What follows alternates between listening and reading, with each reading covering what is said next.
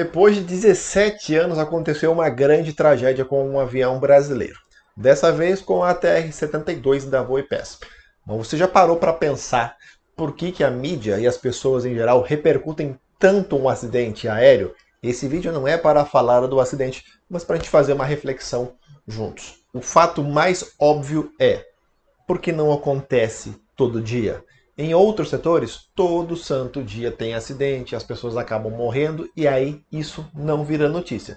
Só que acidente aéreo é um prato cheio para a mídia e não é algo exclusivo aqui do Brasil, infelizmente. O objetivo da mídia, presta atenção, não é fornecer a informação que você busca saber.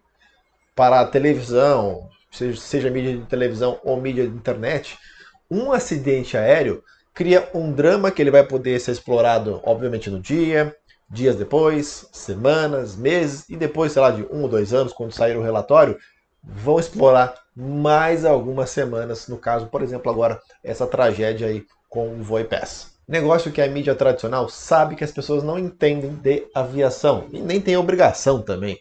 E isso é um prato cheio. Hoje temos o que? A informação descentralizada, ou seja, tem informação em tudo que é lado, você não precisa depender da televisão. E é possível se informar muito, muito melhor.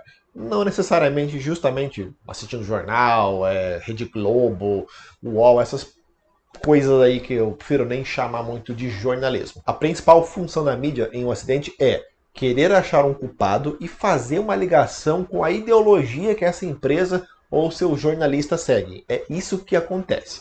Eu nem vou mostrar tudo que eu já vi desde ontem no caso da Voipes, que o negócio é assustador. Eles conseguem ligar o acidente para colocar nome de algumas pessoas que eles não gostam. É surreal.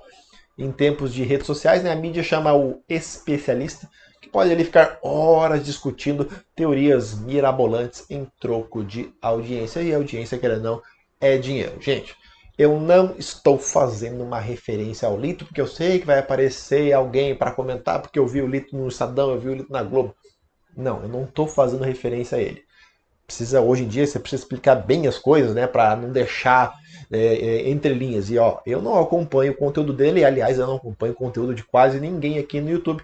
Quem produz conteúdo acaba não tendo muito tempo para fazer isso aí. Eu vejo alguns vídeos aleatórios no YouTube. Quem é mais antigo de idade sabe que na maioria dos casos a notícia era repassada quem? Pelos âncoras e pronto.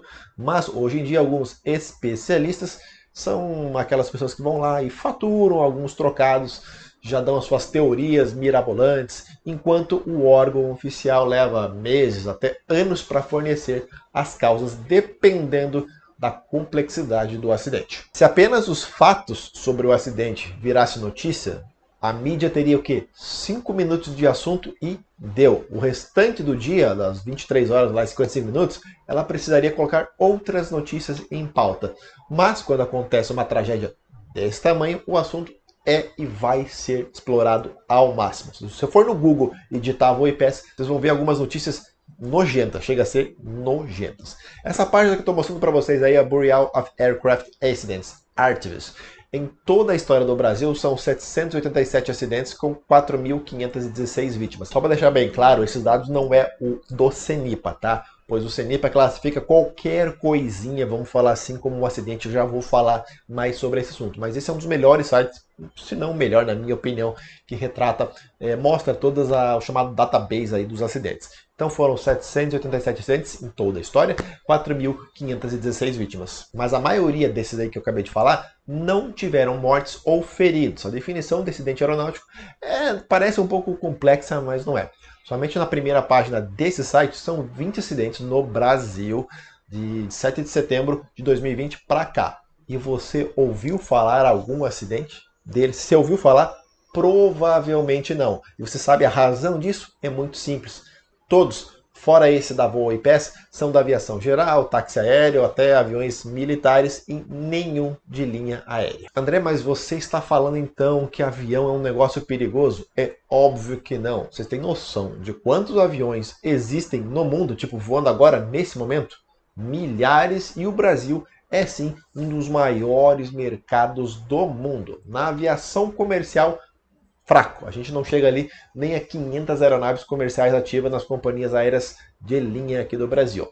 Você provavelmente vai lembrar aqui do TAM 3054, que aconteceu em 2007 lá em Congonhas, o 1907, lá o caso do Legacy da Gol, que foi em 2006, e no máximo o TAM 402 lá em 1996. Isso para quem tem ali 40 anos para cima que vai lembrar desse acidente. Eu estou falando de empresas brasileiras, porque o Air France aconteceu em terras brasileiras, mas foi no ano de 2009, uma empresa, no caso, francesa. Em junho agora de 2024, o Flight Radar chegou a monitorar ao mesmo tempo, só para você ter uma noção, 23 mil aeronaves. E olha que boa parte dos aviões não tem o sistema ADS-B para monitorar os voos. Aviões comerciais praticamente todos têm. E considerando que a metade do mundo dorme enquanto a outra metade do mundo está voando, o número de aviões comerciais acaba sendo muito maior do que esse. Especialmente voos regionais ali, voos internos que não tem em muitas cidades e em muitos países durante a madrugada. Ano passado, por exemplo, ocorreu um acidente com 14 vítimas fatais no estado do Amazonas. O avião era um bandeirante da Manaus Táxi Aéreo. Até passou na mídia. Portais especializados falaram, passou em mídia, mas para a mídia não é uma tragédia grande para dar aquela audiência suficiente. Afinal de contas, foi um avião pequeno. Provavelmente você, que está vendo esse vídeo aleatório, que não acompanha o meu canal, sequer ficou sabendo desse acidente. Dias depois, um caravana da ART Táxi Aéreo caiu no Acre. Foram 12 vítimas perdidas.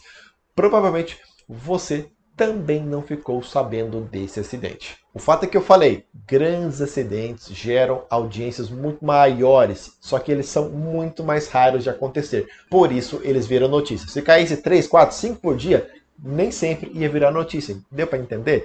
E quando um avião cai, como no acidente no caso da Voipés de ontem, a gente volta para aquela estaca zero chatíssima. Tipo frases, nossa, estão acontecendo muitos acidentes, mas ninguém analisa dado nenhum. Essa empresa só tem avião velho, mas não pesquisa, não tem nada, não conhece nada de aviação.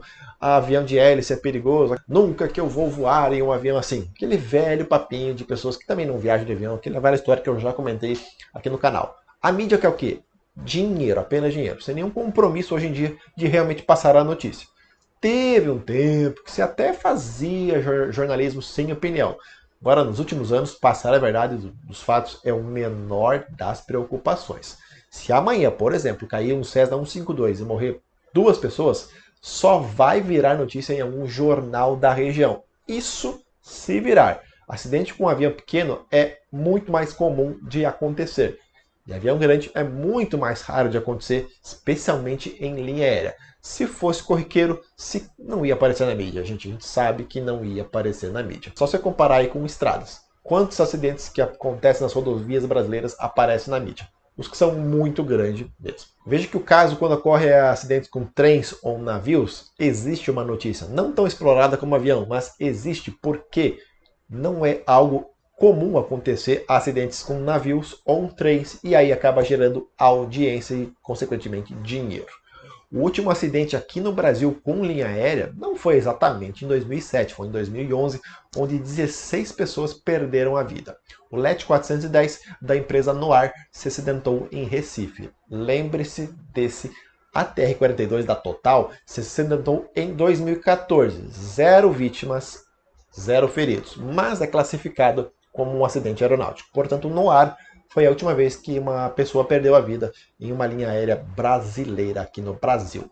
Daquele total que eu falei no começo do vídeo, no Brasil foram 248 acidentes, com 2.829 vítimas desde 1928. E nas últimas décadas, o número de acidentes é infinitamente menor. Repetindo, eles não usam a mesma database lá do CENIPA, beleza? É completamente diferente, que eles englobam a aviação agrícola, militar, é um pouquinho diferente, mas é só para você ter uma noção dos números. Em todo o histórico desse site são 34 mil acidentes, com 173 mil vítimas na história, e o primeiro relato é de 1918, só para você ter uma noção. São 39 mil dias desde então. Portanto, praticamente é quase uma ocorrência por dia, sendo a gigantesca maioria acidentes simples, como por exemplo esse avião da Total aí que quebrou umas peças ali, pousou tal, acidentes simples são considerados acidentes, mesmo que não morra ninguém. Assim como nos Estados Unidos, aqui no Brasil, as leis que regulamentam a aviação, elas são extremamente rígidas.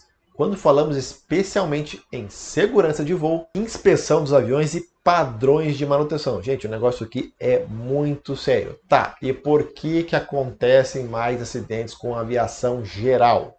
Por mais que a regulamentação seja forte, é praticamente impossível controlar todas as operações da aviação regional. É muito diferente da aviação comercial. O tipo das operações desses aviões da aviação geral é muito diferente da linha aérea. Não dá para comparar. Inúmeros fatores que contribuem para a aviação geral ser considerada sim mais perigosa. Anote que na aviação militar é praticamente zero o número de ocorrências. Acontece, mas é muito menos.